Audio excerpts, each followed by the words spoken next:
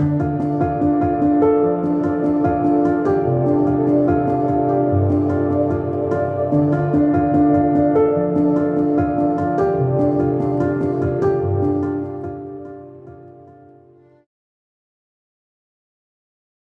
everyone and welcome back to the George Collection. I'm Rachel with Right Side Blonde. Today I'm going to revisit a very popular cover, The Survival Guide to the Future. I've actually covered this one 3 different times already, so if you want to go back and watch those episodes and get caught up on those topics, feel free.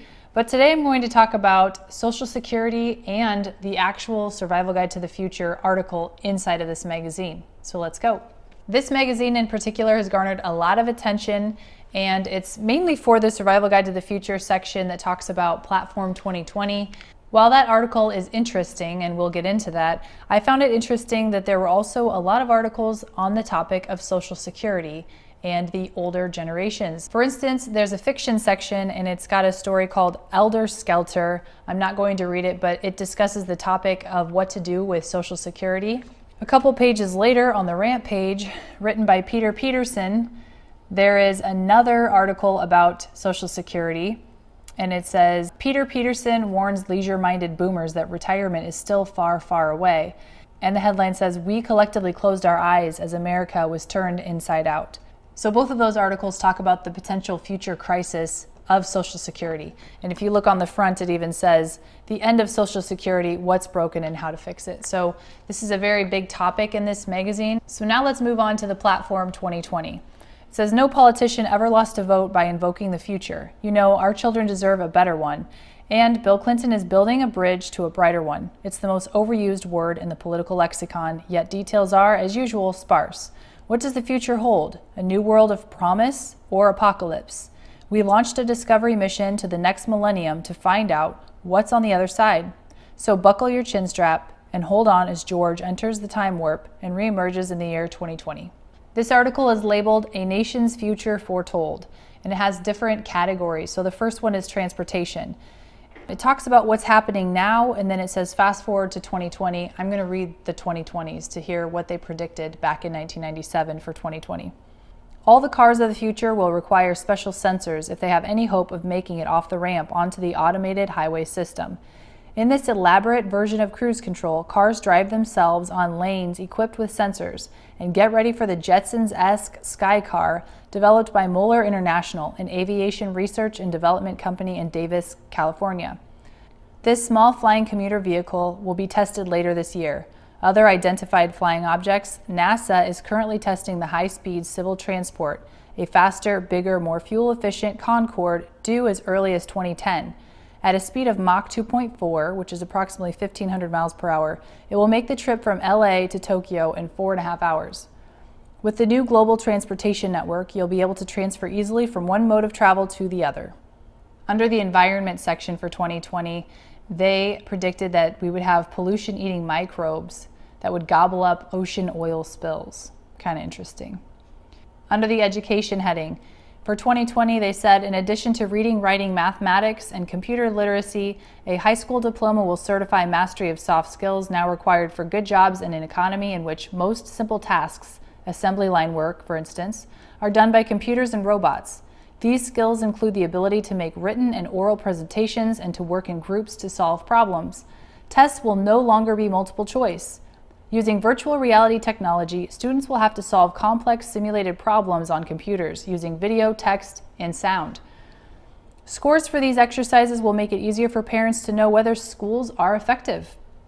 In fact, interactive computer programs will overtake textbooks as the main teaching tool. Talking computers and other multimedia technology will allow students to participate as actors in simulated historical settings, such as the Battle of Gettysburg, or examine the problem of global warming in 3 dimensions. Without leaving school, kids will also complete virtual internships supervised by online mentors in the private sector, connecting schools to the world of work. Finally, innovation will be the norm thanks to charter schools. One interesting fact, it says, in 1982, there was 1 computer for every 125 students in America.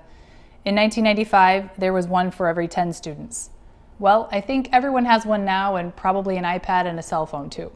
Under the crime heading in 2020, they paint a good picture. They think that crime is going to be less in 2020. And then it goes on to say, many crime experts believe this generally rosy scenario is highly likely if several current trends continue. Violent crime rates keep falling, new methods of crime fighting take hold, and we move closer to a cashless society in which the ubiquity of electronic transactions will cripple the underground economy. And there's also a fallback measure. Experts predict that incarceration will outstrip higher education as the #1 consumer of state dollars. It goes on to predict that we're going to have two societies, one wired and cashless, another that's illegitimate and hasn't graduated from high school. So, interesting.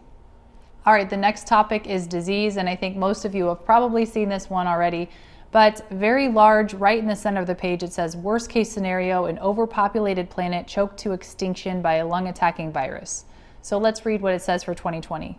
For decades to come, the toll of infections will be worst in poor and unstable nations, but new diseases will continue to appear in the prosperous ones as they have for decades. America will have aged, and age brings greater risk of infection. People over 60 will benefit, perhaps more than others, from advances in medicine, but they will face new threats as well. Cancer treatment and organ transplants will be more successful, although one resulting problem may be greater vulnerability to infections after surgery.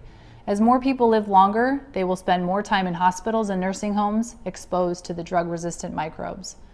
Some people have built careers hawking the worst-case scenario, an overpopulated planet being choked to death by lung-attacking viruses, for example. It's true that frightening global epidemics could arise from a new retrovirus, a killer flu, or an Ebola-type pathogen running out of control. Because our technology and our behavior have sped up microbial evolution, reducing the threat of new plagues will demand thoughtful efforts, slowing population growth, keeping our food and water clean, and setting up global systems to monitor infectious diseases and microbial drug resistance, for instance. Human extinction, however, is unlikely, not least because the human immune system is a marvel of resourcefulness. Infection is a universal fact of nature, and microbes share the environment with us. For some microbes, we are the environment. The greatest threat may not be microbes, but our failure to protect ourselves. The next heading is sex and drugs, and I found it interesting that in 2020, they foresee a magic 8-ball with a built-in sweat sensor to detect whether a person has an STD.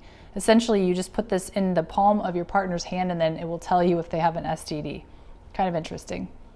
Also, they talk about Prozac and how it's become more culturally acceptable. And one quote even says, as these drugs improve, we may see employers preferring to hire people who take these drugs.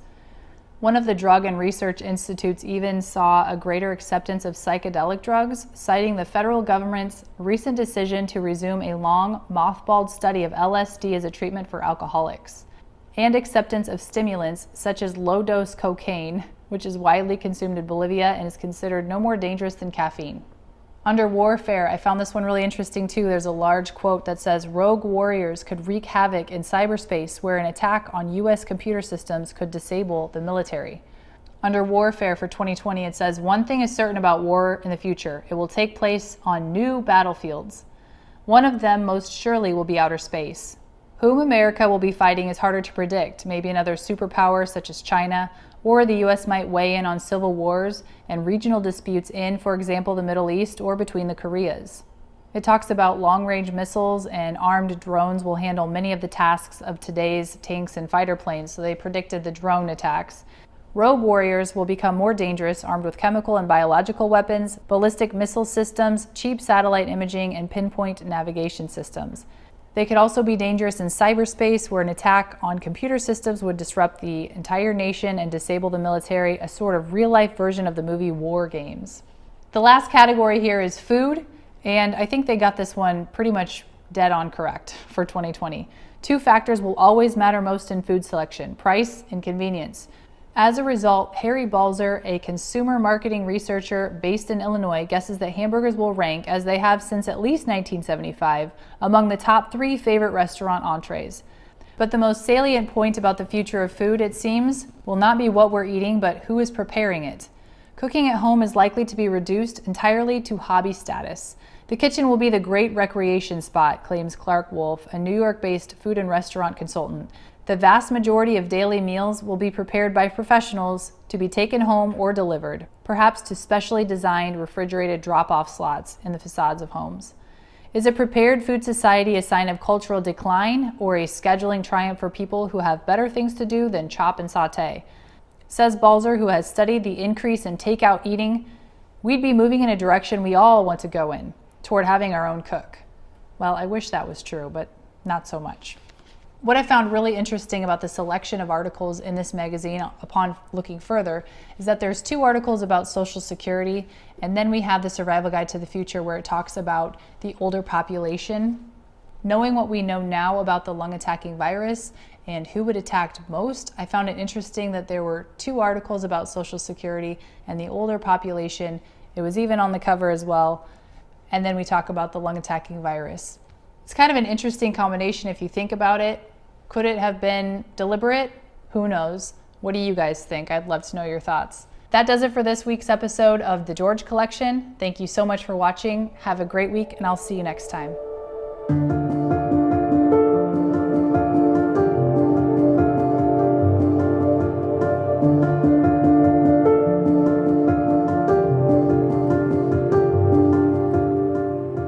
Magazine, George, which is a hoot of a magazine. I thought you were a lawyer.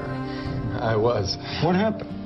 Well, we decided, actually taking cue from folks like yourself and you around the 1992 election, that there was an opportunity here to change the definition of a political magazine.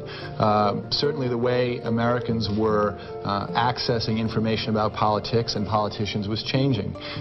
Candidates were appearing on late-night talk shows, on talk radio, on sitcoms, and there was a kind of a leveling process, and while the rest of media clearly had caught up with that, we felt that political magazines per se hadn't.